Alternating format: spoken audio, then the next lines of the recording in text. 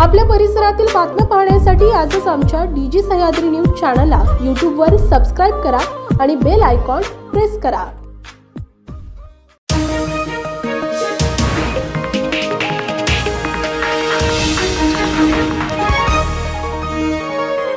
डीजी Sahyadri news, आवाज लोकशाहीचा।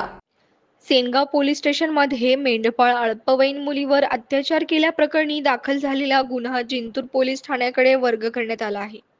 विदर्भातील एक अल्पवयीन मुलगी तिच्या आईवडिलांसोबत मेंढ्या चालवण्यासाठी जिंतूर येलदरी रोडवर आली होती। यावेळी मुलीला तहान लागल्यानंतर एका झोपडीमध्ये मुलगी पाणी पिण्यासाठी गेली होती। यावेळी एक तरुण त्या ठिकाणी आला व त्याने मुलीवर अत्याचार केला व घटनास्थळावरून पळ काढला। मात्र या अचानक झालेल्या प्रकारामुळे सदर मुलगी घाबरून गेली व तिने हा प्रकार कोणालाही सांगितला नाही।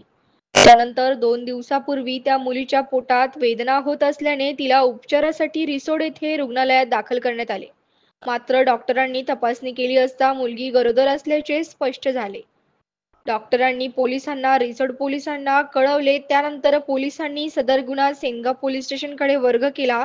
मात्र सदर गुन्हा जिंतूर पोलीस स्टेशनच्या हद्दीत असल्यामुळे सेनगाव पोलिसांनी जिंतूर पोलिसांकडे सदर गुन्हा वर्ग केला असून या प्रकरणातील आरोपीचे नाव समजू शकले नाही।